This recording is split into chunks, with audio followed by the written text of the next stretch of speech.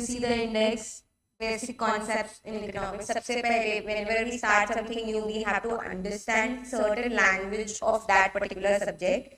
That is what the first chapter is about, where you will learn all the different concepts, terms, and words. Yeah, but now I am making it. Different concepts, words, and different meanings of those words जो आपको बार बार आएंगे. Now economics is the subject which you will be having in SYGC as well as in the first degree, second degree and third degree, यानी कि third year. Degree के तीनों साल में भी तुमको इकोनॉमिक्स होगा. So there will be certain words which will come again and again and again and again. To understand that language, हमें different concepts को समझना पड़ेगा, which is there in the first chapter. Second chapter is all about money. पैसा क्या होता है? Partition value, that is थोड़ा सा मैथ टाइप चैप्टर जिसमें हम मैथ्स सम्स करेंगे, कैलकुलेशंस करेंगे.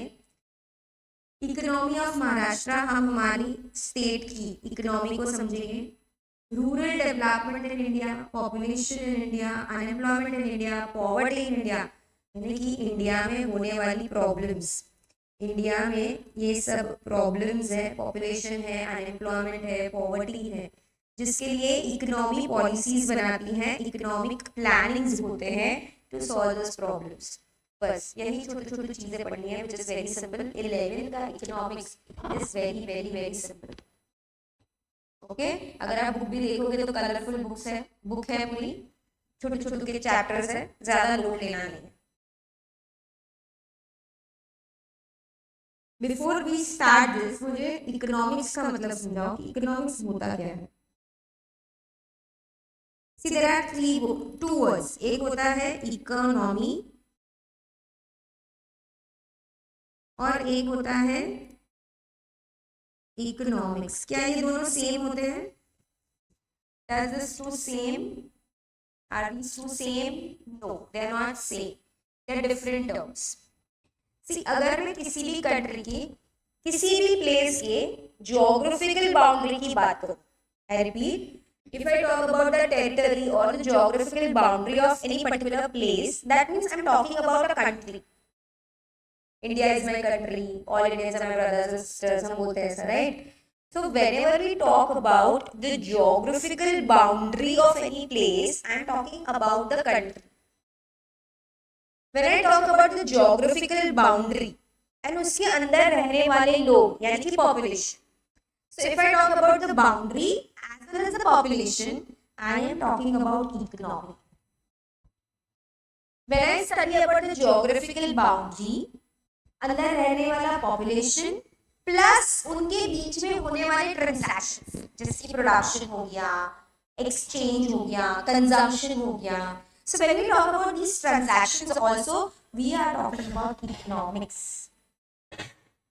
Okay, I repeat. When we talk about the geographical boundary of any place, we are talking about the country.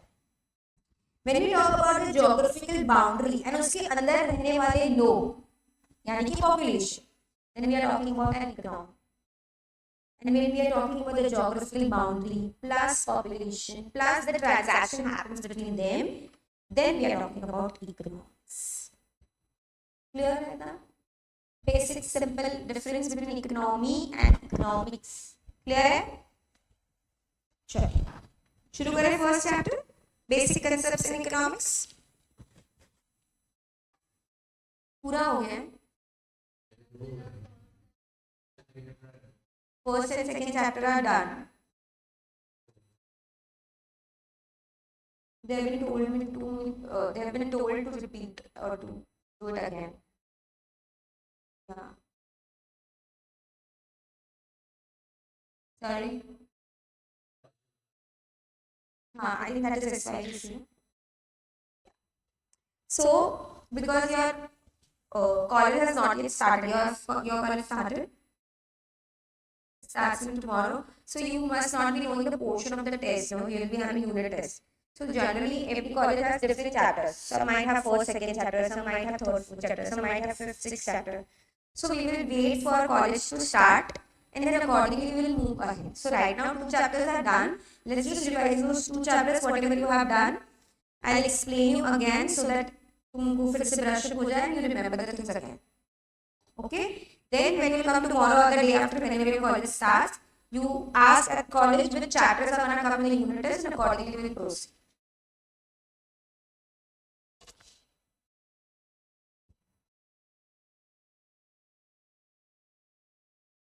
Okay. Let's start with basic concepts in economics.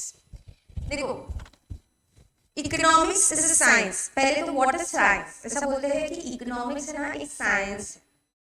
तो science का मतलब क्या होता है? Science का simple मतलब होता है systematic body of knowledge. ऐसी कोई भी चीज जो आपको knowledge दे, तो हम उसको science बोलते हैं. एक होता है arts और एक होता है science.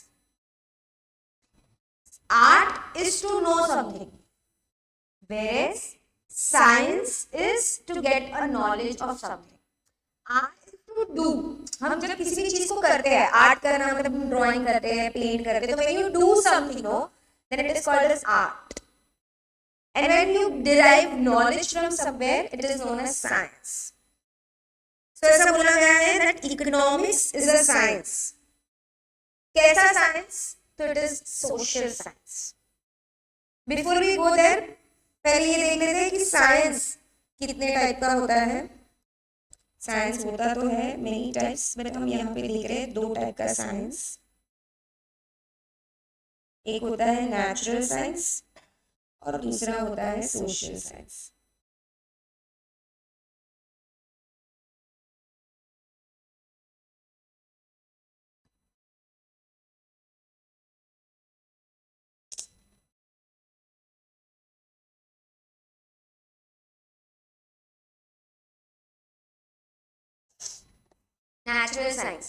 नेचुरल साइंस में क्या होता है? एम्पिरिकल अप्रोच होता है. That means they are based on laws, they are based on facts. यहाँ पे एक्सपेरिमेंट्स किए जाते हैं एंड एक्सपेरिमेंट्स के बेसिस पे हम उसकी हम वो ट्रू वैल्यूज, हम उसके ट्रू मीनिंग्स फाइंड कर पाते हैं. हम प्रैक्टिकल इम्प्लीकेशन उसका फाइंड कर पाते हैं on the basis of the experiments we do. Whereas social science is based on human behavior.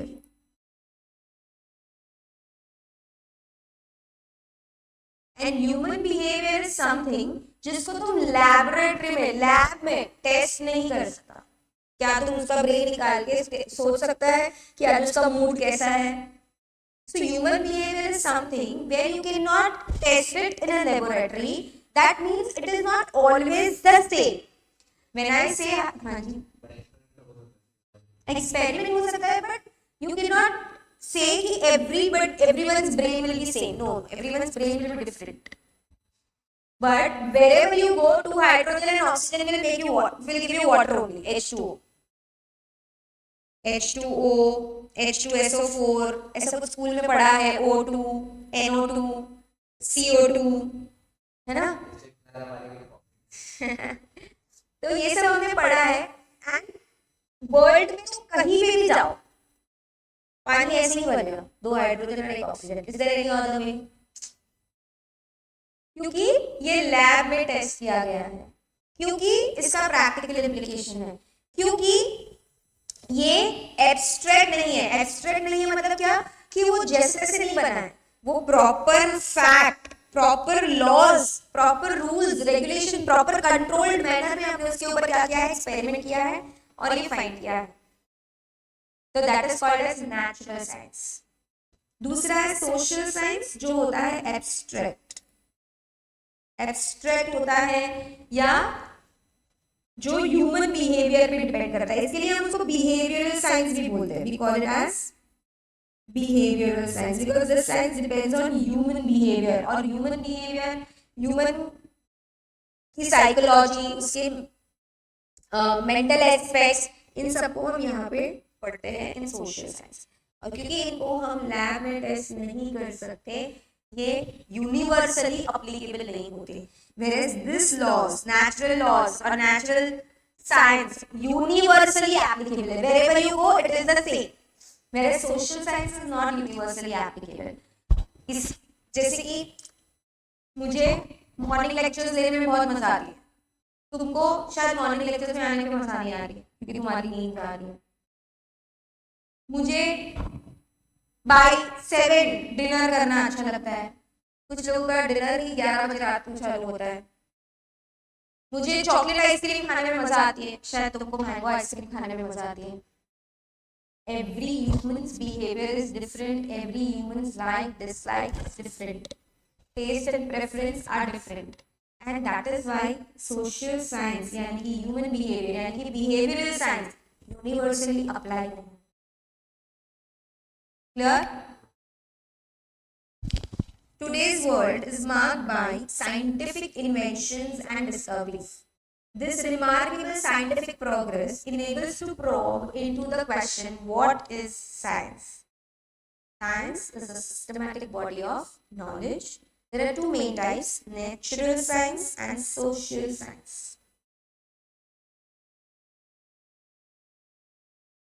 Natural science. Natural science is one whose laws are universally acceptable. If the question comes, ये word आना चाहिए, universally acceptable, and उसकी validity हम laboratory में test कर सकते हैं under controlled conditions. Natural science are also called as exact science because of their empirical approach. Now, what do you mean by empirical approach? Something which is based on experiments. तुमने उसके ऊपर experiment किया है और तुमने fact find किया है, ना कि तुम्हारा प्योर लॉजिक है। सी कोई पर्टिकुलर थ्योरी या कोई पर्टिकुलर अजम्पशन या कोई पर्टिकुलर लॉजिक यूज करके ये नहीं हुआ है, इसके ऊपर प्रॉपर टेस्टिंग हुई है, इसके ऊपर प्रॉपर एक्सपेरिमेंट्स हुए हैं एंड देन हमने फाइंड किया है। इसके लिए हम बोलते हैं it is empirical approach. Example mathematics बोलो, फिजिक्स बोलो, केमिस्ट्री बोलो। हमारे यहाँ इंडिया में 1+1 2 होता है, यूएसए में भी 1+1 2 होता होगा, in Europe also it is 1+1 2, in Japan also it is 1+1 2. Why? Because it is natural science, it is universally acceptable, wherever go it remains the same. दूसरा है social science. Social science is called as abstract or behavioral science because it is related to the study of some or other aspects of human behavior. Example, psychology. It is related to mental aspect of human behavior. Sociology, it is related to the study of social aspect of man as a member of society. यानी कि psychology मतलब human की mental aspect कैसी है, उसकी mental health कैसी है। Sociology यानी कि वो सोसाइटी में सोशली कैसा बिहेव करता है।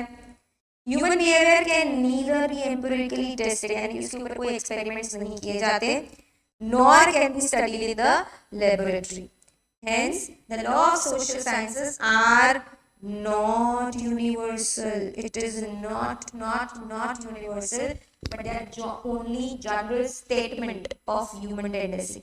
हम सिर्फ जनरल स्टेटमेंट देते हैं कि इनको मूवी देखने में मजा आती है, and it is not same for each and everyone. Some people may like to go and watch movie, some people may not like to go and watch movie. So social science lab में test नहीं होता, but हम उसके ऊपर general statement दे सकते, but again it is not universally accepted.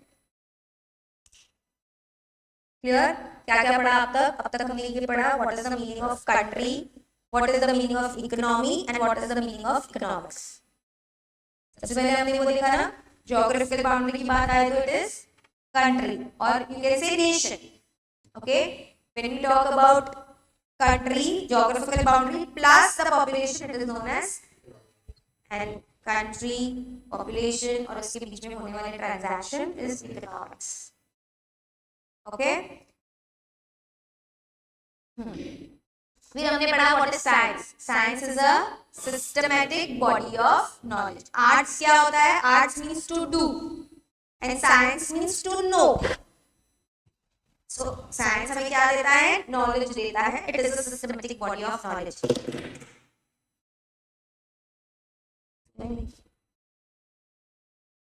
Let's हो गए तो what time did you see? हम उठे कितने बजे?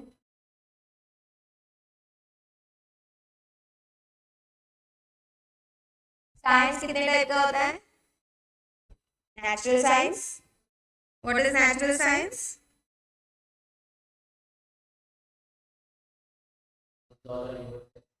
Laws are universally acceptable based on facts. It has an empirical approach based on experiments. And what is social science? It is abstract human behavior, universally not acceptable. Why? Because human behavior cannot be tested in laboratory. Clear? आगे बढ़े. Meaning of economics. Now देखो economics word है ना, actually derived हुआ है from the Greek word oikonomia, which means management of household. ये management of household क्या होता है वो आगे आएगा. अभी के लिए समझ लो economics is derived from the Greek word oikonomia, जिसका मतलब होता है household management. और पॉल सेमिसन ने तो बोल दिया कि economics is a queen of social science. Economics is a queen of social science, क्योंकि हमें इकोनॉमिक्स में ह्यूमन बिहेवियर को ही पढ़ना होता है.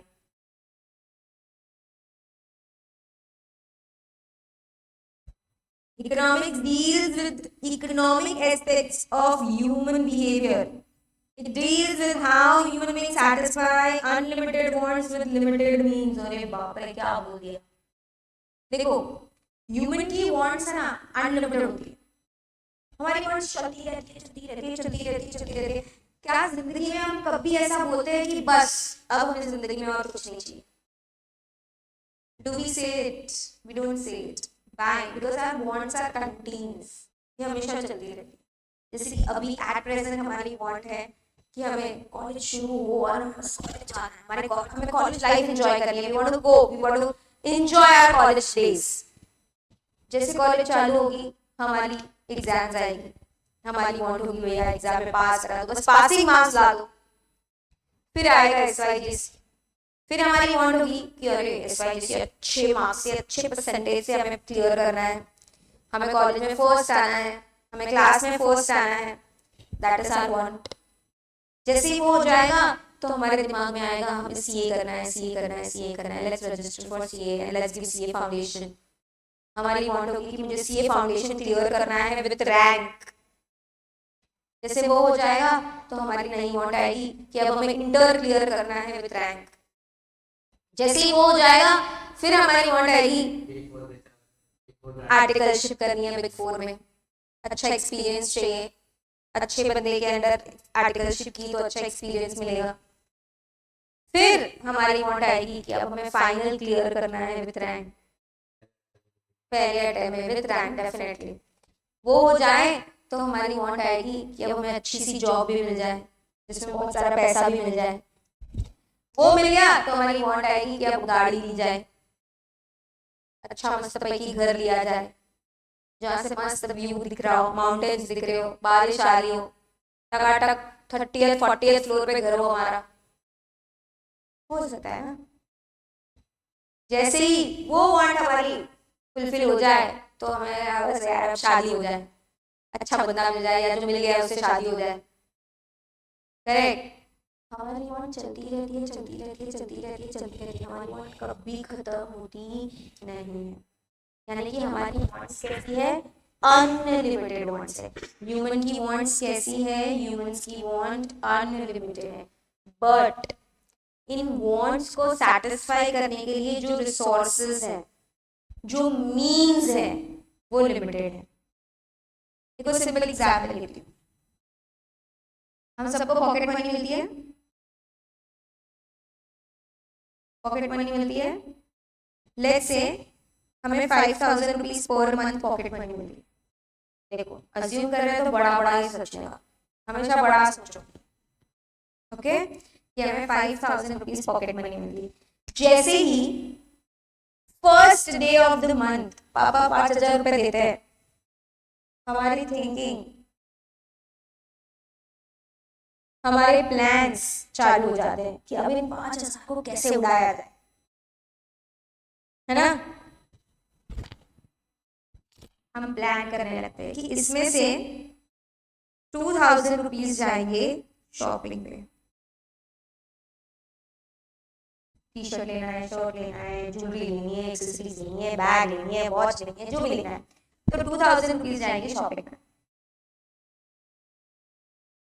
₹1000 जाएंगे फूड में। क्लास आते जाते कुछ तो बीच में खाना पड़ता है, बाहर संडे को तो डिनर घर पे कर ही नहीं सकते, वो तो बाहर ही करना पड़ता है ना। तो ₹1000 जाएंगे फूड पे, ₹1000 जाएगा ट्रैवलिंग में, पास निकालना पड़ेगा, फिर संडे संडे डिनर पे जाएंगे तो वहां जाने आने का खर्चा भी लगेगा, है ना। शायद अपना नहीं, अपने साथ जो जा रहा है उसका खर्चा भी निकालना पड़े हमें, करेक्ट। ₹500 जाएंगे गिफ्ट देने में, बर्थडे आया, एनिवर्सरी आई, अपनी मंथली एनिवर्सरी तो आती रहती है ना, तो गिफ्ट देने में जाएगा। कितने बचे? 500 बचे। उसका सबसे मेन इंपॉर्टेंट काम तो हम भूल ही गए, मोबाइल का रिचार्ज। उसके बिना तो जिंदा रह ही नहीं सकते हम। इंस्टाग्राम, स्नैपचैट, रेडिट, इनके बिना तो लाइफ पॉसिबल ही नहीं है ना। टिंडर, गिर गया मोबाइल, नोकिया है तो फिर ठीक है कुछ नहीं हुआ होगा ना, छोड़ दो। तो ₹500 जाएगा रिचार्ज करने में। फिर हो गया।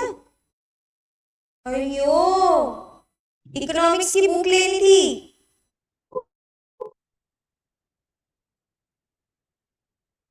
अयो,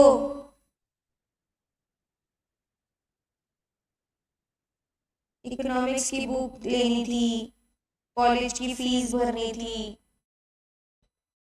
क्लासेस की फीस भरनी थी, मुझे एक ओरिएंटेशन अटेंड करना था, मुझे कोई ऑनलाइन कोर्स करना था, ये सब तो रह गया। अब क्या करें? ऐसा क्यों करना पड़ रहा है पता है? क्योंकि हमारे पास रिसोर्सेज लिमिटेड है, हमारे पास मींस जो हमारी है अनलिमिटेड वांट्स है ना, उन अनलिमिटेड वांट्स को सेटिस्फाई कर सके वैसे मींस यानी कि रिसोर्सेज लिमिटेड है। अगर हमारे पास अनलिमिटेड पैसा होता ना, अगर हमारे पास पैसों का झाड़ होता ना, तो हमें कुछ सोचना नहीं पड़ता, रोज उसमें से पैसे निकाल के हम यूज करते। बट ऐसा नहीं है, हमारे पास रिसोर्सेज, हमारे पास मींस लिमिटेड है, बट सामने हमारी वांट्स अनलिमिटेड। तो एक बंदा कैसे अपने लिमिटेड रिसोर्सेज को यूज करता है to satisfy unlimited wants is the study of economics. देखो क्या बोलता है, economics deals with economic aspects of human behaviour. It deals with how human beings satisfy unlimited wants with limited means। वो अपनी unlimited wants को कैसे satisfy करता है with limited means, that is economics. क्या? हाँ, तो वही बस तुम कैसे बिहेव करते हो इसके ऊपर, दैट इज इकोनॉमिक्स। मैं यहाँ क्या करूंगी, मैं बोलूंगी शॉपिंग नेक्स्ट मंथ कर लेंगे, अभी मेरे को जो ऑनलाइन कोर्स करना है ना वो करो। मैं यहाँ क्या बोलूंगी कि गिफ्ट विफ्ट कुछ नहीं देनी है, पहले फीस भरो। मैं बोलूंगी ट्रैवलिंग नहीं, मैं वॉक करके चली जाऊंगी, मुझे इकोनॉमिक्स की बुक लेनी है। तुम शायद ऐसा ना करो, तुम्हारे लिए शायद गिफ्ट इंपॉर्टेंट हो, इकोनॉमिक्स बुक ना हो सकता है ना। So it depends from human to human, but at the end human करता क्या है, अपने लिमिटेड रिसोर्सेज को यूज करता है टू सेटिस्फाई अनलिमिटेड वांट्स। दो चीज बहुत इंपॉर्टेंट है, वांट्स अनलिमिटेड होती हैं, मींस लिमिटेड होते हैं, यानी कि रिसोर्सेज लिमिटेड होते हैं। And how you satisfy this limited resources to satisfy unlimited wants is economics. Clear? Let us understand the nature of economics with reference to some popular definition. देखो फिर जैसे जैसे जैसे इकोनॉमिस्ट आते गए ना, वैसे वैसे वैसे इकोनॉमिस्ट अपने अपने हिसाब से डेफिनेशंस देते गए, इकोनॉमिक्स की डेफिनेशन अपने अपने हिसाब से वो देते गए।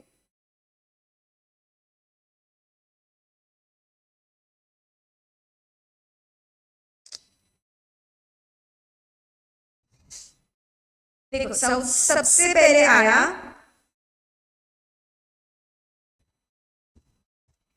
उन्होंने इकोनॉमिक्स की जो डेफिनेशन दी ना, he said that economics is creating wealth.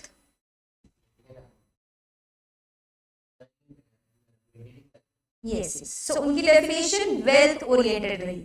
That is what I मेंट कि उन्होंने वेल्थ को इंपॉर्टेंस दी। उन्होंने बोला कि आप वेल्थ क्रिएट करो एंड उस वेल्थ को मैनेज करो। उन्होंने बोला कि बट इस चीज को करने में स्टेट का रोल बहुत इंपॉर्टेंट है, यानी कि गवर्नमेंट का रोल बहुत इंपॉर्टेंट है। गवर्नमेंट होनी चाहिए बीच में, क्योंकि गवर्नमेंट होगी ना तो वेल्थ को अच्छे से यूज करेगी। यानी कि state role, government role is very important. सिर्फ गवर्नमेंट नाम के लिए नहीं होनी चाहिए, वो काम भी अच्छे से करनी चाहिए, तो ही तुम्हारे जो भी अनलिमिटेड वांट्स है उसको तुम सैटिस्फाई कर पाएगा। फिर आए Adam Smith. Adam Smith is known as father of economics. इनको हम क्या बोलते हैं? फादर ऑफ इकोनॉमिक्स, क्योंकि उन्होंने हमें बहुत सारी इकोनॉमिक्स रिलेटेड टर्म्स पे एक्सप्लेनेशन दिया है in his own book. Okay, इन्होंने भी क्या बोला? वेल्थ ही, उन्होंने भी बोला वेल्थ ही इंपॉर्टेंट है।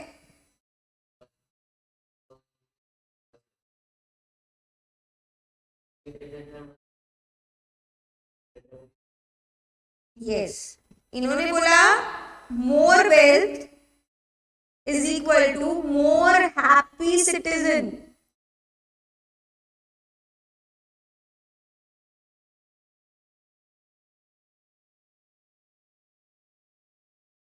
अगर तुम्हारे पास बहुत पैसा है ना, अगर तुम्हारे पास बहुत सारा वेल्थ है ना, तो तुम बहुत ज्यादा खुश रहेगा। More wealth is equal to more happy citizen. उनकी जो डेफिनेशन है ना, वो डेफिनेशन मटीरियलिस्टिक है।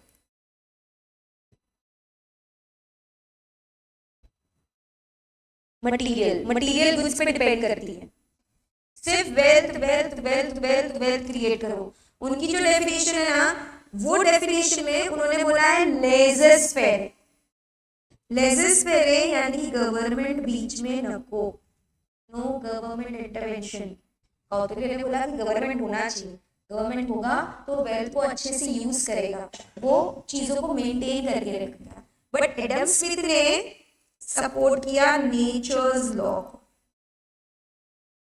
और you can say natural laws. उन्होंने नेचुरल लॉ को ज्यादा इंपॉर्टेंस दी as compare to state law. देखो मैं क्या बोल रही हूँ, understand the words which I am trying to से।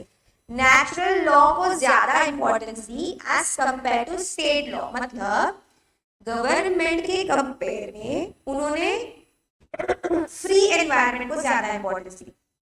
एडम स्मिथ क्या बोलते हैं कि गवर्नमेंट तुम बीच में मत आओ, तुम अपना इंटरवेंशन मत दो। अगर तुम इंटरवेन करेगा ना तो पब्लिक डिस्टर्ब हो जाएगी, पब्लिक इरिटेट हो जाएगी और अपना काम अच्छे से नहीं करेगी। तो तुम लेजर्स फेयर करो। लेजर्स फेयर यानी कि नो गवर्नमेंट इंटरवेंशन, तुम बीच में मत आओ, तुम सबको फ्री एनवायरनमेंट दो।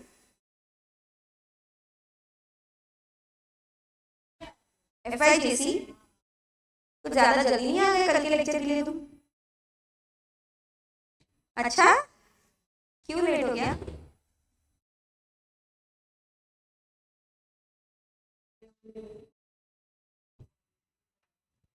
कॉलेज के लिए निकल रहे थे?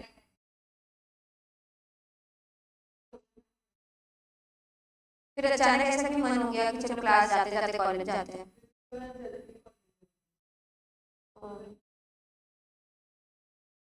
तो क्लास 9 बजे का था। नहीं सॉरी, इट्स ओके, 9 बजे का क्लास था। रोज लेट आते हो कि आज मेरे लिए लेट आए तुम? पहले ऑनलाइन देख लेते हैं कौन है, कुछ जाने जैसा लगता है कि नहीं लगता है, वो देख के फिर जाते हैं ना। नहीं नहीं,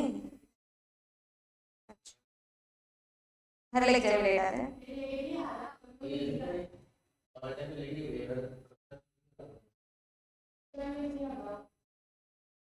We will see on every Wednesday now. Okay, miss? Which college? Same. Okay, you got to know what is gonna come in the unit test, which chapters? First and second. Second का half.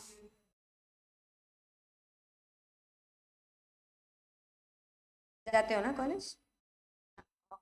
The first and second. ठीक है, sure. We are doing first chapter.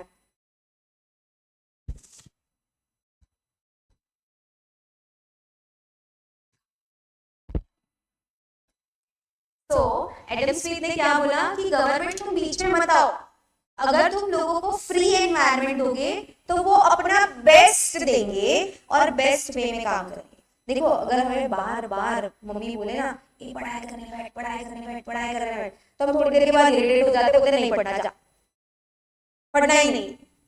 Correct?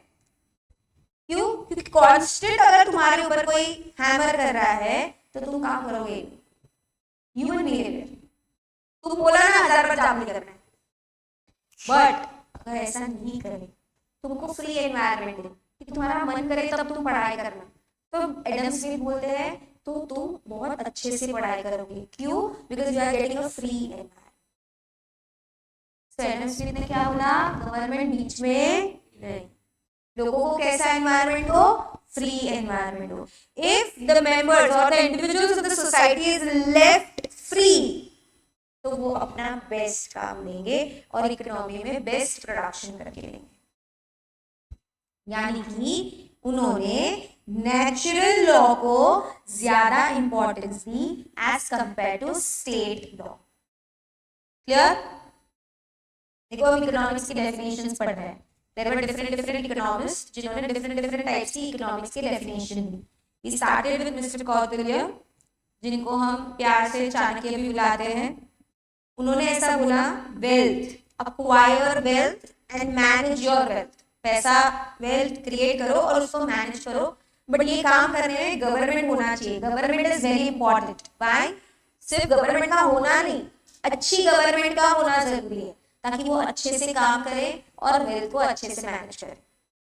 इसके ऊपर Adam Smith जी ने बोला, पप्पा, father of economics, पप्पा है ना, उन्होंने बोला कि वेल्थ तो चाहिए बाबा, वेल्थ इज वेरी इंपॉर्टेंट। जितना ज्यादा वेल्थ होगा ना उतना हैप्पी सिटीजन होगा, बट गवर्नमेंट नहीं चाहिए। No government intervention. गवर्नमेंट होगा तो पब्लिक फ्रीली काम नहीं कर पाएगा, तो तुम करो laissez faire. No government intervention, public को फ्री छोड़ दो ताकि वो अपने हिसाब से अच्छे से काम करे। इसके ऊपर आए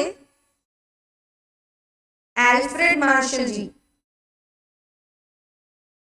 हाँ जी, ऐसा हो गया क्यों?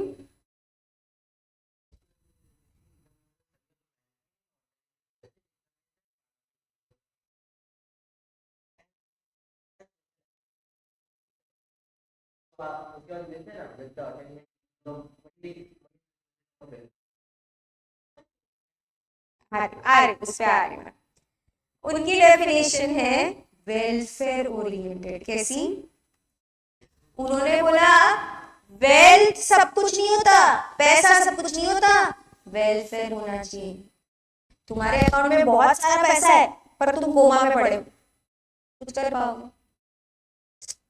तुम्हारे पास बहुत सारा पैसा है पर तुम्हें अनहाइजीनिक जगह पे काम करना पड़ रहा है, चलेगा क्या? Is it good?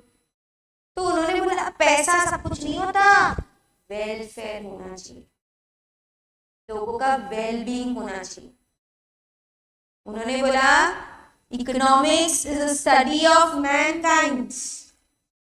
जाते हैं उनकी डेफिनेशन पे।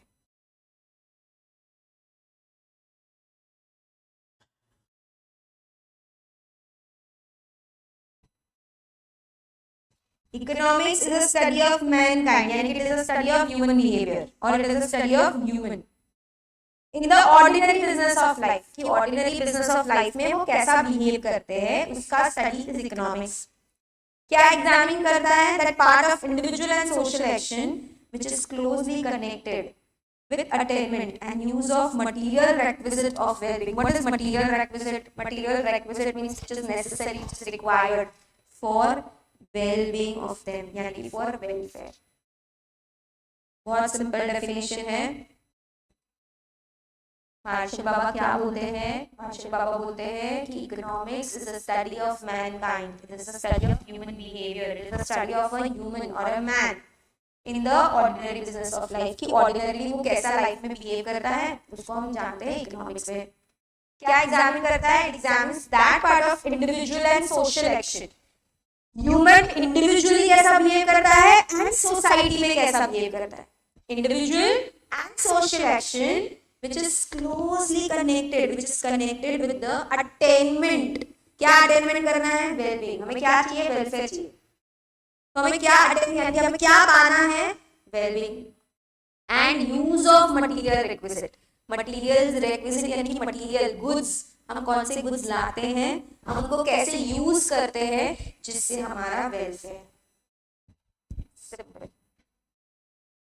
क्या बोला मार्शल बाबा ने एट दी एंड? अगर मैं समाप्त करूं, मार्शल बाबा ने यही बोला कि इकोनॉमिक्स मतलब ह्यूमन को स्टडी करना। ह्यूमन को स्टडी मतलब ह्यूमन का क्या क्या स्टडी करना है तुमको? ह्यूमन का ब्रेन, ह्यूमन के हैंड्स, ह्यूमन के आईज नहीं, ह्यूमन कैसा बिहेव करता है अपना वेलफेयर पाने के लिए, वो अपने वेलफेयर के लिए कौन से कुछ बाय करता है, अटेंड करता है एंड उनको कैसे यूज करता है, दैट इज इकोनॉमिक्स। तुम्हारे वेलफेयर, देखो जैसे हम हमारे वेलफेयर के लिए हम हेल्दी चीजें खाते हैं, हम एक्सरसाइज करते हैं, हम योगा करते हैं, तो how you take care of your welfare is the study of economics. ये किसने बोला है? मार्शल बाबा ने। फिर आए रॉबिन्स, और रॉबिन्स ने जो definition the it is scarcity oriented definition, जो हमने ऑलरेडी अभी अभी किया। स्केर्सिटी है, वांट्स अनलिमिटेड है, रिसोर्सेज लिमिटेड है, तो तुम्हें क्या करना पड़ेगा? तुम्हें चॉइस मेकिंग करना पड़ेगा, तुम्हें सिलेक्ट करना पड़ेगा। क्यों? क्योंकि तुम्हारी सारी वांट सेटिस्फाई नहीं हो सकती। तुमको शॉपिंग भी करना है, तुमको मूवी भी जाना है, तुमको खाना भी खाना है, तुमको ट्रैवल भी करना है, तुमको बुक भी लेनी है, तुमको फीस भी भरनी है, तुमको कोर्स भी करना है ऑनलाइन, तुम्हारी सारी वांट सेटिस्फाई नहीं हो सकती। क्यों? कि तुम्हारे रिसोर्सेज कैसे हैं? तुम्हारी वांट्स कैसी है? अनलिमिटेड है। तो तुम्हें क्या करना पड़ेगा? चॉइस करना पड़ेगा, तुम्हें सिलेक्ट करना पड़ेगा कि कौन सी वांट अभी सेटिस्फाई करनी है और कौन सी वांट बाद में सेटिस्फाई। अभी एट प्रेजेंट सारी wants satisfy. How you select that? How you choose that? Is the study of as per Robbins. Here, A में जाएं।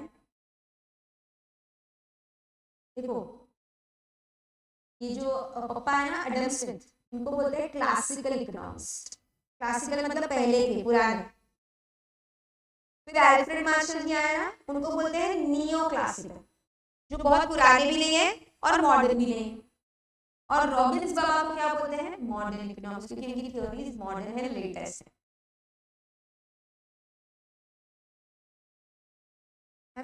टेक्स्ट बुक है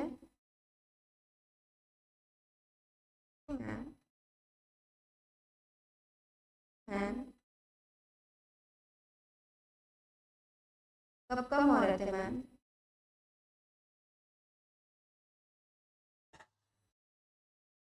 नहीं, फिर मैं रिमाइंड कर सकूँ ना आपको कि आज कब हो रहे थे, इसलिए पूछिए। हाँ मैम, कब कब हो रहे थे टेक्स्ट बुक लेने का?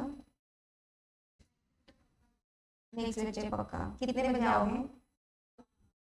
वेंसडे, मैं वेंसडे आऊंगी, मैं बाकी नहीं आऊंगी। 9 बजे। लेट हुए तो क्या करूं?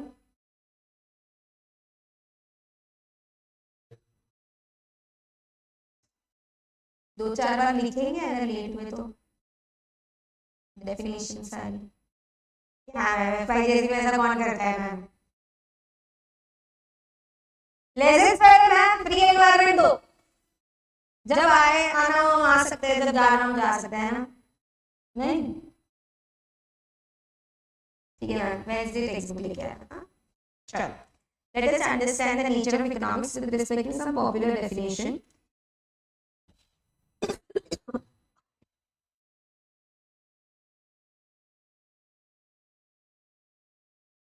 Kautilya's view on economics. Artha means wealth and Shastra means science. Economics, उन्होंने बोला economics का मतलब होता है अर्थशास्त्र।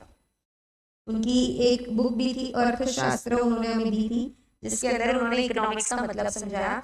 उन्होंने बोला अर्थ का मतलब होता है वेल्थ एंड शास्त्र का मतलब होता है साइंस। अर्थशास्त्र implies the science of acquiring and managing the wealth. Wealth को लाना और उसको मैनेज करना is अर्थशास्त्र। Essentially, अर्थशास्त्र is the treatise. What is treatise? Something which is written, something which is systematic. On political economy. What is political economy? That's politics. When you study a country and so when you study population of the economy and government, जब आप किसी भी nation के population और उनकी government की study करो तो it is political economy. Okay, how population behaves with government, how government behaves, or how government makes rules, regulations, and policies as per by keeping in mind that population, then it is political economy. Okay, so उन्होंने क्या बोला? अर्थशास्त्र is a treatise, यानी कि it's a written thing, it's a systematic thing. किसके बारे में? On political economy, where you study human and government, यानी कि population and government in its broadest sense. उनके की पॉइंट्स क्या है? फर्स्ट, गवर्नमेंट का रोल, स्टेट का role is very very very important. Government होनी ही चाहिए। उन्होंने बोला focus on creation of wealth, बस वेल्थ क्रिएट करो। तुम वेल्थ क्रिएट करोगे ना तो ऑटोमेटिकली वेलफेयर होगा, पैसा आएगा, पैसा पैसा पैसा पैसा पैसा। तुम्हारे पास ज्यादा पैसा है, ज्यादा वेल्थ है, तो वो ऑटोमेटिकली तुम्हारे लिए स्टैंडर्ड ऑफ लिविंग इंप्रूव करके देगा, वो ऑटोमेटिकली तुम्हारे लिए वेलफेयर करके देगा। ऐसा कौन बोलते हैं? कौटिल्य। देखो, उन्होंने वेलफेयर को मेन नहीं बोला, मेन तो उन्होंने क्या बोला? वेल्थ। उन्होंने बोला वेल्थ आएगी तो वेलफेयर ऑटोमेटिकली आ जाएगा। वेरेज मार्शल बाबा ने तो बोला वेलफेयर ही होना चाहिए, उन्होंने वेलफेयर को ही इंपॉर्टेंस दी। कौटिल्य ने वेलफेयर को इंपॉर्टेंस नहीं दी, कौटिल्य ने इंपॉर्टेंस दी वेल्थ को। वेल्थ क्रिएट होगी, वेल्थ आएगी, तुम्हारे पास वेल्थ है तो तुम्हारे पास ऑटोमेटिकली वेलफेयर भी आ ही जाएगा, ऐसा वो बोल रहे हैं। which may or may not be correct in all the cases. As I said, तुम्हारे पास वेल्थ है बहुत सारी, बट तुम कोमा में पड़े हो। तुम्हारे पास वेल्थ है बहुत सारी, बट तुम पूरा टाइम बीमार रहते हो। तो वेल्थ है बट वेलफेयर नहीं। ओके, बट कौटिल्य जी ने बोला focus on creation of wealth as the means to ensure welfare of the state. Need for efficient administrative machinery for good governance. Government नहीं चाहिए सिर्फ, हमें एफिशिएंट गवर्नमेंट चाहिए जो काम अच्छे से कर पाए। एडमिनिस्ट्रेटिव वर्क जो सारा अपना काम है, एफिशिएंसी का मतलब क्या होता है? Can you tell me what is efficiency?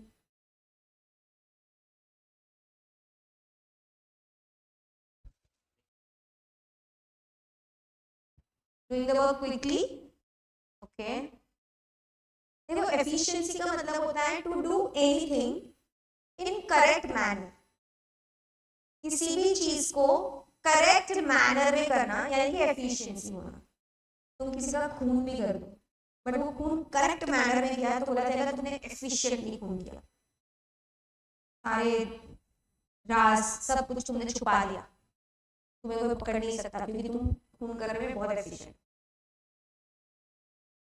तुमने पढ़ाई की 2 घंटे तक, तुम्हारा सर बुक से बाहर आया ही नहीं, तुमने एफिशिएंटली स्टडी की। पीछे से 10 बार मम्मी ने आवाज दी, तुमको सुनाई नहीं दिया क्योंकि तुम अंदर घुसा हुआ था। बाजू में व्हाट्सएप बज रहा है, इंस्टाग्राम बज रहा है, स्नैपचैट बज रहा है, तुमको कुछ नहीं पड़ा है, तुमको समझ में ही नहीं आ रहा है। क्यों? क्योंकि तुम उसके अंदर घुस रहा है। That's efficient. To do anything in correct manner is efficient. Okay? तो कौतिल्य जी वही बोल रहे हैं कि हमें टाइम पास के लिए गवर्नमेंट नहीं चाहिए, हमें एफिशिएंट गवर्नमेंट चाहिए जो चीजों को करेक्ट वे में कर सके, करेक्ट तरीके से कर सके, ताकि हमारे जो पॉलिटिकल आइडियाज हैं, हमारा जो वेल्थ क्रिएट करने का एम है, वो अचीव। ऐसा किसने बोला? और आगे बढ़े। अब आए एडम स्मिथ पप्पा। देखो ये हमारे पप्पा है। ओके, जब जब हम इकोनॉमिक्स पढ़ेंगे तब तब इनका नाम लेंगे। ठीक है। एडम स्मिथ, उनकी डेफिनेशन है वेल्थ ओरिएंटेड डेफिनेशन। क्लासिकल, मैंने बोला ना बहुत पुराने हैं, तो इनको हम क्या बोलते हैं? क्लासिकल इकोनॉमिक्स बोलते हैं। He is regarded as father of economics. He has given us wealth-oriented definition of economics. Out of his many literary contribution to economics, he is most famous for his 1776 का work, An Inquiry into the Nature and Causes of Wealth of Nation. This is his book. क्या नाम है उनकी book का? An Inquiry into the Nature and Causes of Wealth of Nation. जिसके अंदर उन्होंने बोला economics is a science of wealth. Economics क्या है? साइंस है ऑफ वेल्थ। बस वेल्थ क्रिएट, मोर वेल्थ मोर हैप्पी सिटीजन। लिखना चाहोगे वहां साइड में? लिखो, डेफिनेशन के बाजू में लिखो, more health is equal to more happy citizen.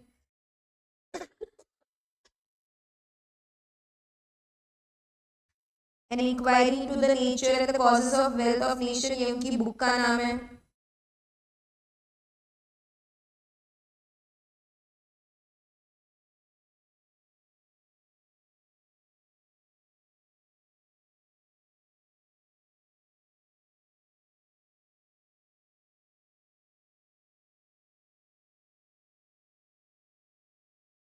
Okay, अब उन्होंने जो डेफिनेशन दिया ना, उसका मीनिंग लिखा रही हूं मैं इन 2-3 लाइंस। ओके, तुम्हारे पास नीचे जगह है, वहां लिख दो।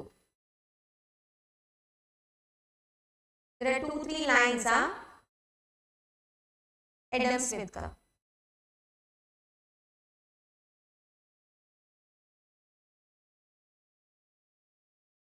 छोटा छोटा हैंडराइटिंग में लिखना, वरना कुछ आएगा नहीं तुम्हारा वहां पे।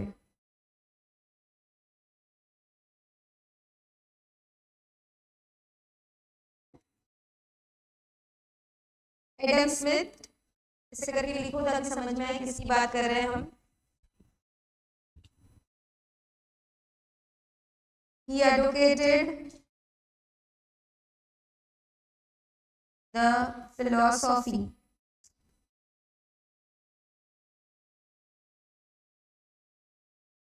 of free and independent action.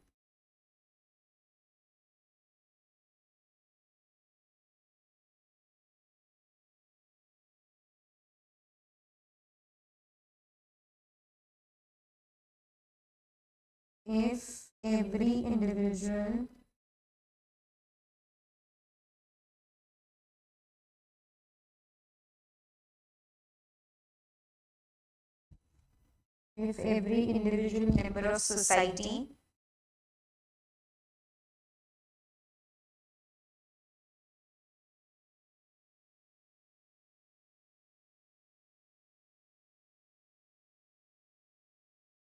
is left to pursue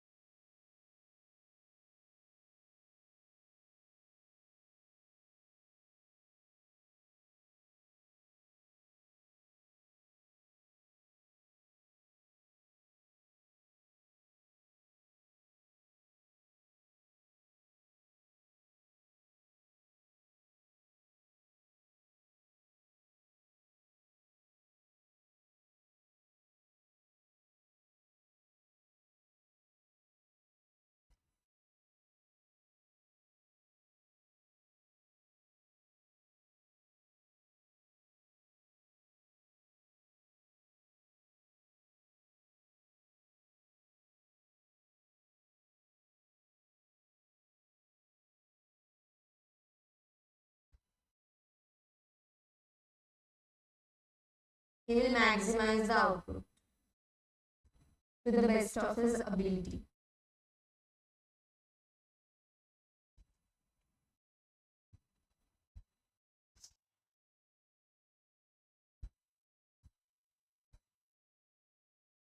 Oppose government intervention.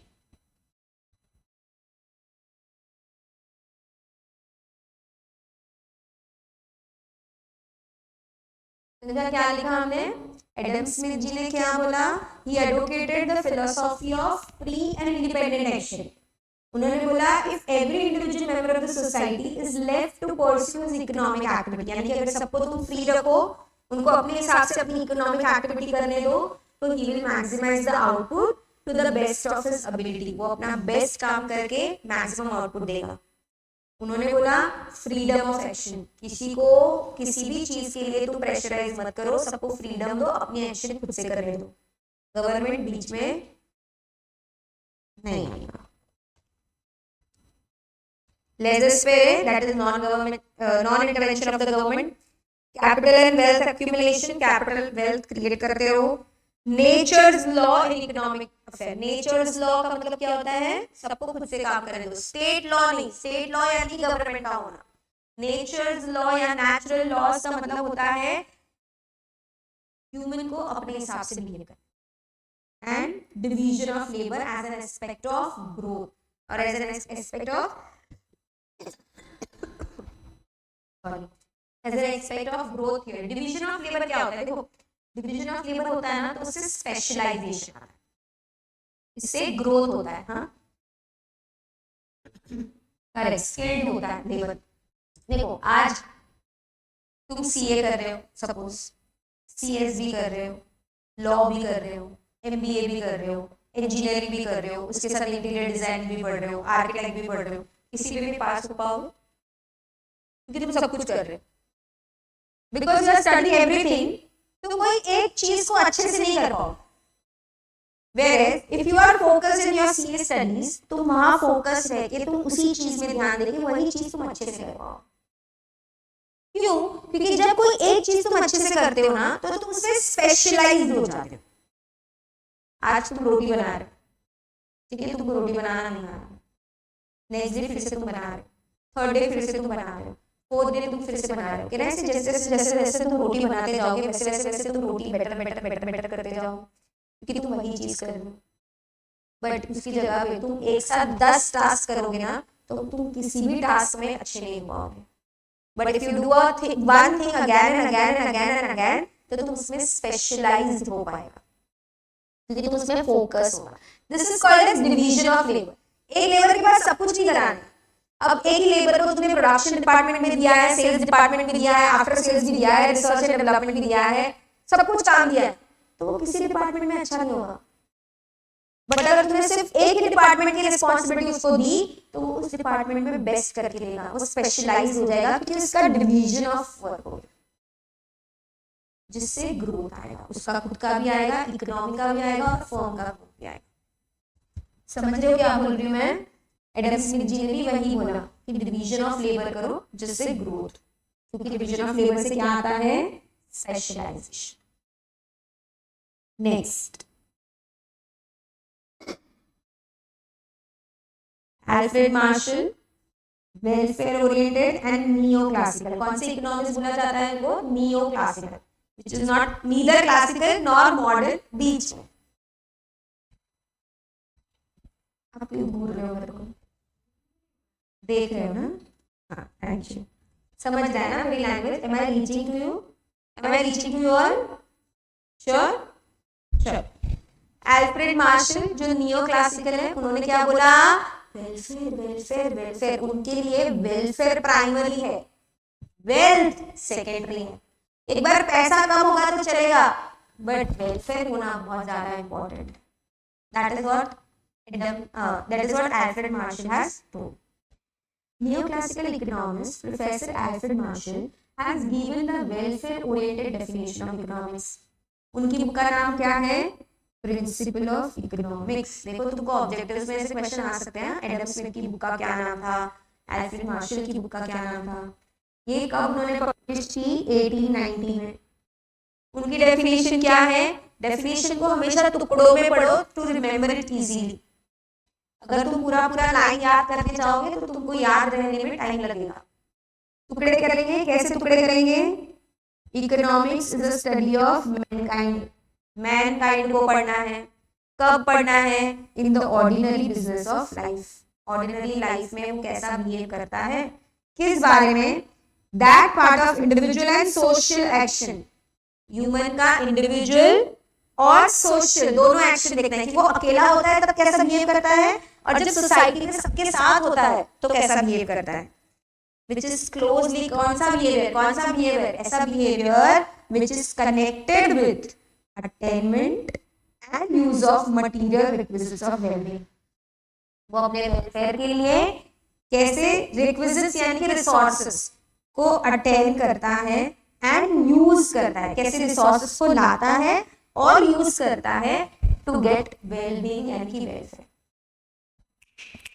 Definitions को हमेशा डिवाइड कर दो एक में, तो तुमको इजीली याद रह जाएंगे। फिर से याद करेंगे, economics is the study of Mankind in the ordinary business of life.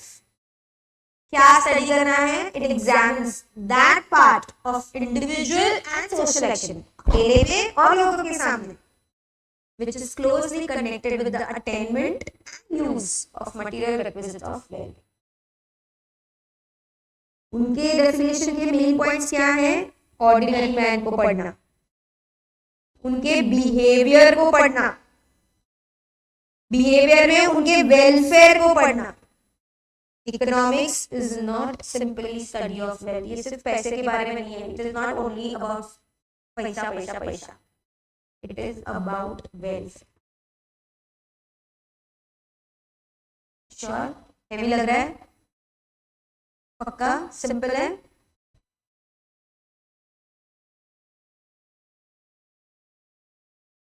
फिर आए रॉबिन्स। उनकी डेफिनेशन कैसी है? Scarcity oriented. This is the most popular definition of economics. उनकी बुक का क्या नाम है? An essay on the nature and significance of economic science, which was published in 1932, which gives the scarcity oriented definition। उन्होंने बोला economics is a science which studies human behaviour. We know economics एक ऐसा science है जिसमें हम human behaviour को study करते हैं। उन्होंने कौन सा ह्यूमन बिहेवियर बोला? मार्शल बाबा ने बोला था कौन सा human behaviour? Individual and social. इन्होंने बोला कौन सा ह्यूमन बिहेवियर? जहां वो अपने स्केर्स रिसोर्सेस और अनलिमिटेड एंड्स, एंड्स का मतलब होता है वांट्स, ओके, एंड्स का मतलब होता है वांट्स, वो अपनी अनलिमिटेड वांट्स और लिमिटेड रिसोर्सेस को कैसे यूज करता है उसका स्टडी करना यानी कि economics. Okay, what is economics? Economics is a science which studies human behavior, as the relationship between ends and scarce means which have alternative uses। क्योंकि रिसोर्सेस के ऑल्टरनेटिव यूजेस है तो हम सिलेक्शन कर सकते हैं। मेरे पास 5,000 रुपए थे तो मैं ये सिलेक्ट कर पाई कि उस 5,000 को मुझे कहाँ यूज करना है, फूड पे, शॉपिंग पे, ट्रैवलिंग पे। बट अगर उस 5,000 का सिर्फ एक ही यूज होता कि उससे सिर्फ ट्रैवलिंग ही हो सकता है, तो क्या मेरे पास कोई ऑप्शन था सिलेक्ट करने का? नहीं। Because my resources have alternative uses, I can select, I can do choice making कि मुझे मेरे रिसोर्सेज को कहाँ यूज करना। जैसे कि मेरे पास एक लेबर है, उस लेबर को प्रोडक्शन करना भी आता है, उस लेबर को पैकेजिंग करना भी आता है और उस लेबर को शिपिंग करना भी आता है। So now my resource is my labour. तो मुझे अब ये डिसाइड करना है कि मुझे उस लेबर को कहाँ लगाना है ताकि मेरी वांट्स मैक्सिमम वे पे सैटिस्फाई हो। मैं उसको प्रोडक्शन में लगाऊं, मैं उसको कंजम्पशन में लगाऊं, मैं उसको शिपिंग के लिए लगाऊं, मैं उसको पैकेजिंग के लिए लगाऊं, मैं किस चीज के लिए लगाऊं?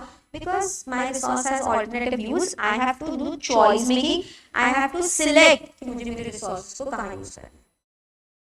और ये हम क्यों करते हैं? क्योंकि हमें हमारे वांट्स को मैक्सिमम सैटिस्फाई करना है।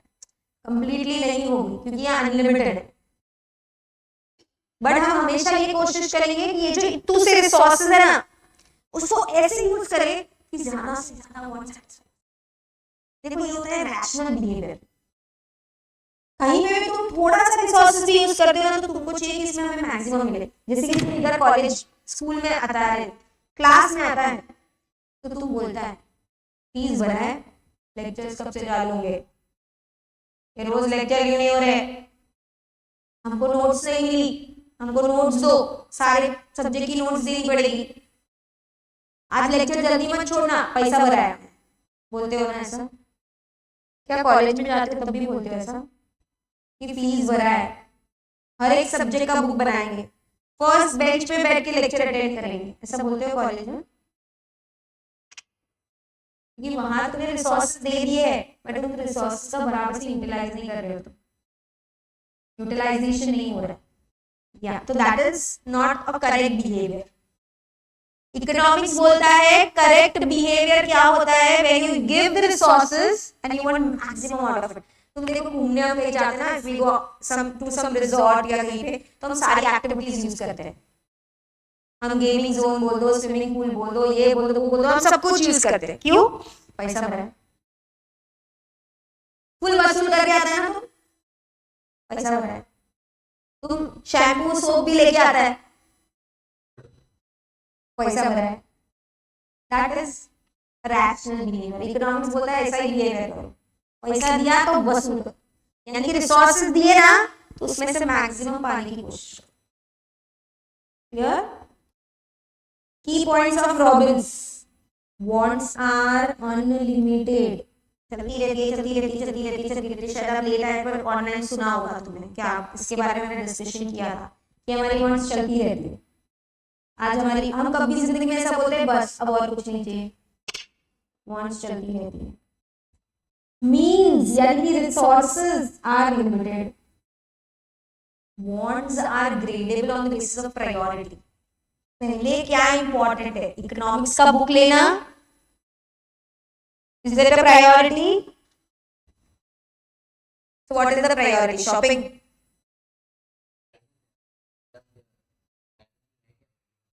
हाँ बताती हूँ, रुक जाओ बताती हूँ। प्रायोरिटी यानी क्या ज्यादा इंपॉर्टेंट है?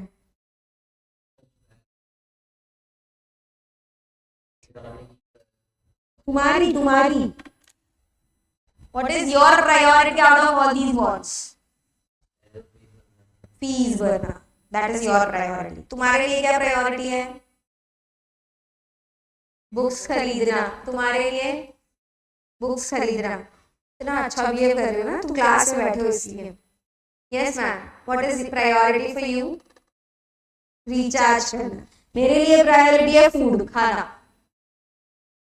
सबकी प्रायोरिटीज अलग अलग है, so on the basis of the priority we will satisfy our want. जो मेरे लिए ज्यादा इंपॉर्टेंट है मैं पहले वहां रिसोर्सेज यूज करूंगी, जो कम इंपॉर्टेंट है उसके लिए मैं रिसोर्सेज बाद में यूज करूंगी। तो क्या बोलता है? wants are gradable on the basis of the priority।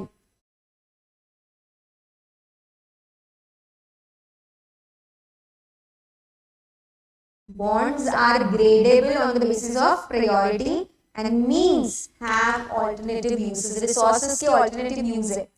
जिन पैसों से आप खाना परचेज कर सकते हो, उन्हीं पैसों से तुम बुक्स भी ला सकते हो, उन्हीं पैसे से तुम शॉपिंग भी कर सकते हो, उन्हीं पैसे से तुम लोगों को गिफ्ट्स भी दे सकते हो। Because means have alternative uses, wants are gradable on the basis of the priority। हमें ये सिलेक्ट करना है कि कौन सी वांट को पहले सेटिस्फाई करना है, किसको बाद में करना है, यानी कि हमें चॉइस है।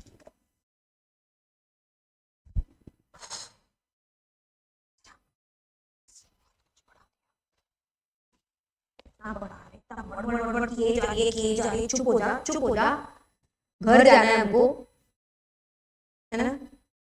हाँ बोल के दिखाओ, घर जाना है तो हाँ क्यों बोला? That was sarcastic. हाँ बोल के दिखाओ तो हाँ बोल देने का। क्या क्या पढ़ा? 3 डेफिनेशंस की 4।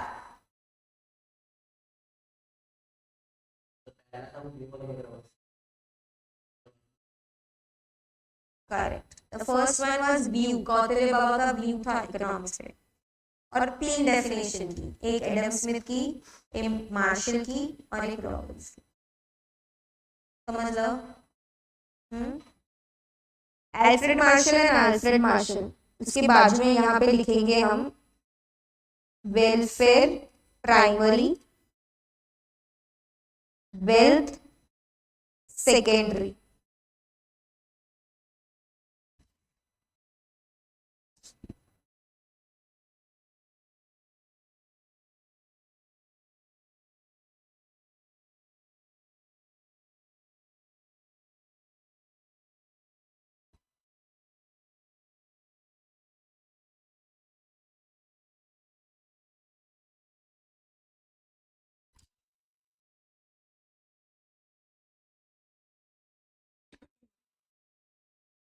प्लीज आस्क मी।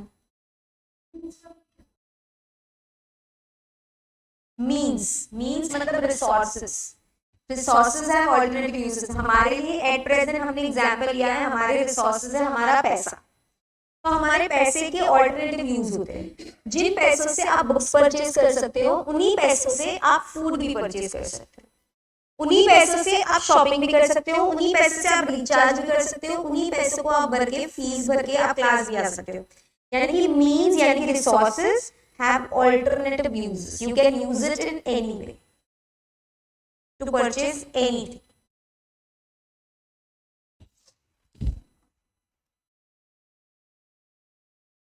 चलो आगे बढ़े। Next is branches of economics. Economics का मतलब तो समझ गया। अब समझते हैं ब्रांचेस कितनी है इकोनॉमिक्स की।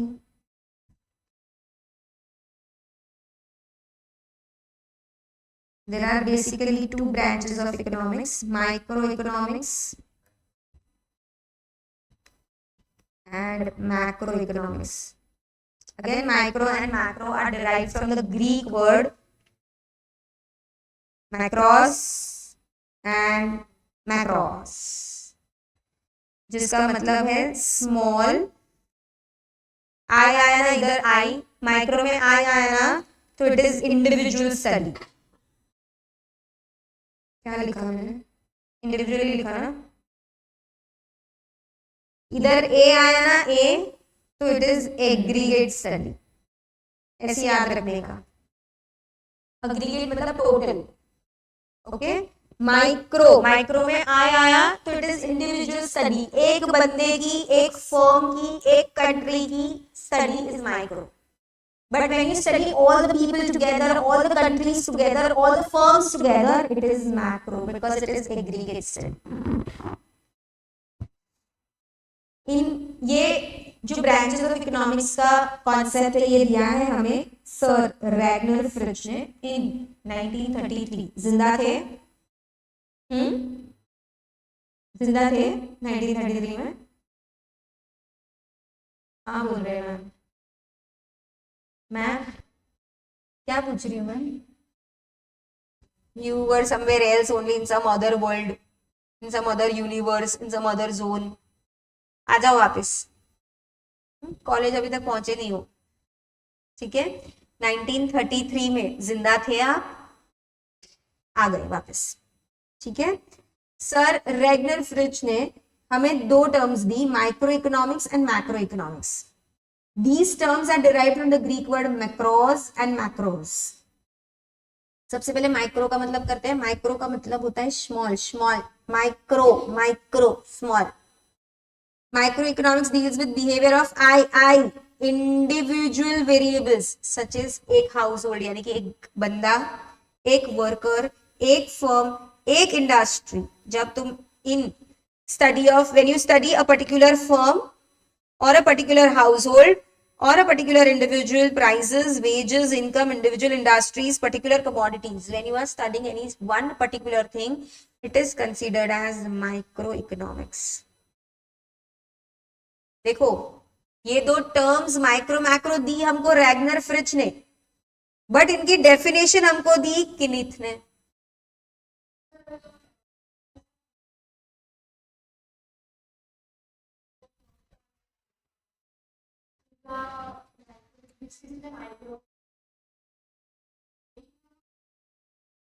So these terms were given by, initially were explained by Sir Regner Fridge, but उनको detail में explain करने वाले हैं Knight. So when you write if there's a question, explain micro. So you have to write both, that this was initially given by or coined by Sir Regner Fridge. And then the next point, the definition of microeconomics is given by Knight. And that is this. So microeconomics is the study of particular firm, particular individual, particular prices, wages, income, individual industries and particular commodities. Basic concept of micro economics. अब micro economics जब जब पढ़ेंगे ना तब तक कुछ कुछ words होंगे जो बार बार आएंगे. इसको पहले हम पढ़ते हैं. Very first is want. It is difficult to define want in few words. In common language want can be refer to as a need. मुझे अभी जरूरत है घर जाने की, दैट इज माई वांट. अभी मुझे बहुत भूख लगी है, मेरी जरूरत है ढोकला खाने की, that is my need, that is my want. मुझे बहुत नींद आ रही है, अभी मेरी जरूरत है मुझे सोना है, that is my need, my want. In economics, want denotes a feeling of lack of satisfaction. क्योंकि मुझे बहुत भूख लगी है, मैं satisfied नहीं हूं, तो मुझे खाना चाहिए. तो want तभी आती है जब lack of satisfaction. अगर तुम जिंदगी से तृप्त हो, सैटिस्फाइड हो, तो तुम्हें किसी चीज की वांट नहीं आएगी. संत लोग होते हैं ना, उनको जिंदगी में कुछ नहीं चाहिए, हिमालय में जाते हैं और हर हर महादेव करते हैं. क्यों? बिकॉज वो सैटिस्फाइड है, उनको लाइफ में कुछ नहीं चाहिए. वांट, नीड, डिजायर अराइज तब होती है when there is lack of satisfaction. यानी कि तुम सैटिस्फाइड नहीं हो किसी चीज से तो ही वांट अराइज होती. भूख लगी है, you are not satisfied with, तब तक जितना खाया, तुम्हें और खाना है, तो तुम्हारी वांट आएगी, तुम्हारी नीड आएगी. समझ रहा है डिफरेंस? मतलब समझ रहा है? वांट आती कब है? When there is lack of satisfaction. This feeling enables the individual to satisfy his want. And क्योंकि वो lack of satisfaction है, individual कोशिश करता है अपनी want को satisfy करने के लिए और satisfaction पाने के लिए. Human wants have grown in numbers for two basic reasons. Human की wants क्यों आती है, क्यों बढ़ती है? क्योंकि human को क्या चाहिए? Desire for better living due to inventions and innovations. World में inventions, innovations होते ही रहते हैं, जिस वजह से हमारी वांट अराइज होती ही रहती है, होती ही रहती है, होती ही रहती है. आईफोन 12 आया, हमने ले लिया. इन्वेंशन आया आईफोन 13, तुरंत हमारी नीड आ जाती है. भले ही हमें एक्चुअल में जरूरत है या नहीं, बट तुरंत हमें डिजायर आ जाती है, ये नया इन्वेंशन आया है, हमको चाहिए. 14 आया, हमको चाहिए. देखो आजकल सबको एयर फ्रायर चाहिए. जब हम ऑयल में कोई चीज फ्राई करते हैं ठूसने के लिए, अब तक वही चल रहा था. अब इन्वेंशन आया कि तुम एयर फ्राई भी कर सकते हो जिसमें ऑयल की जरूरत नहीं है. तो ह्यूमंस की नीड आ गई कि हमको एयर फ्रायर चाहिए. तो क्यों आ रही है? ह्यूमन की वांट्स क्यों होती है? क्योंकि उनको बेटर लिविंग चाहिए due to invention and innovations and rise in population. जैसे पॉपुलेशन बढ़ता रहता है, हमारी वांट्स, टोटल वांट्स भी क्या होती रहती है? बढ़ती रहती है. आज हमारी फैमिली में 2 लोग हैं, तो 2 लोगों की वांट्स इतनी सी है. फैमिली बड़ी हो गई और वांट्स बढ़ेगी, फैमिली और बड़ी हो गई और वांट्स बढ़ेगी. मानते हो? तो जैसे राइज इन पॉपुलेशन होता है, वैसे लोगों की वांट्स, उनकी नीड्स भी बढ़ती जाती. Want is anything a person need और एनीथिंग अ पर्सन डिजायर. और ये वांट क्यों आती है? Because of lack of satisfaction. अगर तुम जिंदगी से तृप्त हो तो तुम्हें कुछ नहीं चाहिए, तुम्हारी वांट्स आएगी ही नहीं. You don't want anything. But क्योंकि तुम जिंदगी से तृप्त नहीं हो, there is lack of satisfaction, तुम्हें हमेशा कुछ ना कुछ चाहिए. दैट मींस एज बढ़ेगी तो वांट्स बढ़ेगी is not exactly true, but there will be shift in wants. You might need now medicines, spectacles. Your the goods will shift. When you are a child, your need, your wants will be kids toys, kids programs, kids games, ये. When you are youth, your need, your want is fashionable चीजें, trendy चीजें. And when you are old, your need, your want will shift to subtle things, to simple things, to get medicines, spectacles, sticks. So your want will shift, but it will increase or decrease, that depends on individual to individual. Clear? और wants क्यों बढ़ती है? क्योंकि नया invention innovation आता रहता है. अगर इन्वेंशन इनोवेशन नहीं आता है तो सब जैसा है वैसे का वैसा चलेगा.